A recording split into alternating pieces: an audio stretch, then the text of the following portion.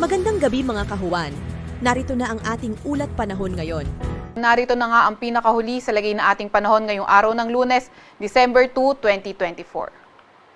Sa kasalukuyan nga ay patuloy pa rin yung epekto ng shear line sa Southern Luzon at ngayon ay nakakaapekto na ito sa silangang bahagi ng Central Luzon. Samantalang yung Northeast Monsoon o amihan, patuloy naman yung epekto sa Northern Luzon, pati na rin sa may nalalabing bahagi ng Central Luzon. Itong shear line, ito yung nagdadala ng maulap na papawirin at mga kalat-kalat na pag-ulan at mga isolated na mga thunderstorm sa Metro Manila, Laguna, Rizal, Cavite, sa may Quezon, sa may Marinduque, Oriental Mindoro, sa may Bulacan, Nueva Ecija, Aurora, Quirino at Isabela.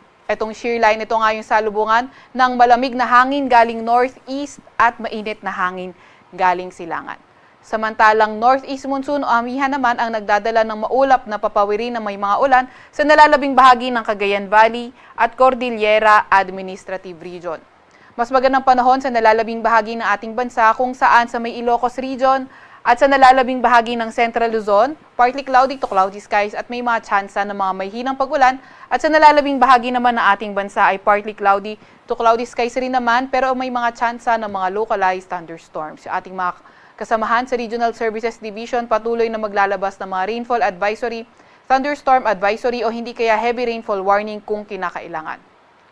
Sa kasalukuyan rin naman ay wala tayong namomonitor na low pressure area or bagyo sa loob or malapit sa ating Philippine Area of Responsibility. May nilalabas nga din tayong weather advisory, so inaasahan natin ngayon hanggang bukas ng hapon heavy to intense na mga pag-ulan.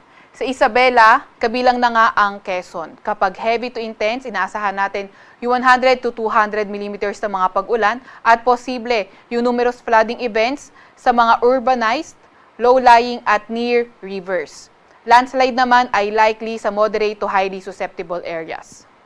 Meron din tayong inaasahan na katamtaman hanggang sa malalakas na pag-ulan, 50 to 100 millimeters na pag-ulan sa may Aurora, Rizal, pati na rin sa may Cagayan. Kapag moderate to heavy yung mga pag-ulan, asahan natin yung localized flooding, possible mainly sa mga urbanized, low-lying at near rivers, at ang mga landslide naman posible sa mga highly susceptible areas.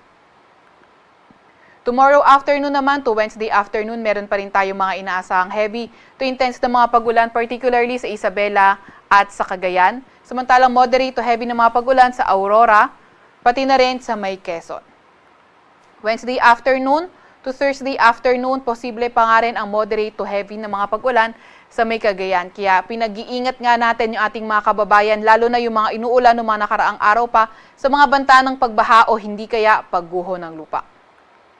Para naman sa lagay ng ating panahon bukas, inaasahan pa nga rin natin na by tomorrow, yung shear line makakaapekto sa silangang bahagi ng Central Luzon at sa mainland Northern Luzon area. Yung Northeast Monsoon naman, extreme Northern Luzon, posible ito magdala ng maulap na kalangitan at may mga pag-ulan. Sa Metro Manila at sa nalalabing malaking bahagi ng Luzon, partly cloudy to cloudy skies na at may mga tsansa ng mga localized thunderstorms. Sa Metro Manila, asahan natin yung agwat ng temperatura ay 24 to 30 degrees Celsius. 15 to 22 degrees Celsius sa may Baguio at 20 to 29 degrees Celsius sa may Tagaytay. 25 to 31 degrees Celsius sa may Legazpi, 23 to 30 degrees Celsius sa may Lawag at 23 to 28 naman degrees Celsius sa may Tugigaraw. Sa Puerto Princesa ay 26 to 32 degrees Celsius at sa may Kalayaan Islands ay 26 to 31 degrees Celsius. Para naman sa lagay ng panahon sa may Visayas at Mindanao area, wala pa naman tayong nakikita weather system na posible magdala ng pangmalawakan at pangmatagalang mga pag-ulan, kaya asahan natin by tomorrow fair weather conditions pa rin at may mga pulupulong pag-ulan, pagkidlat at pagkulog. Agwat ng temperatura sa Iloilo, Cebu, Zamboanga, pati na rin sa Davao ay 25 to 32 degrees Celsius tomorrow, 25 to 31 degrees Celsius naman sa may Tacloban. Wala na tayong nakataas na gale warning sa kahit na anong baybayin ng ating bansa, pero ingat pa nga rin sa papalaot sa Northern at Central Luzon dahil magiging katamtaman hanggang sa maalon ang karagatan. Sa Kalakhang, Maynila, ang araw ay lulubog ng 5:25 ng hapon at sisikat bukas ng 6:06 ng umaga.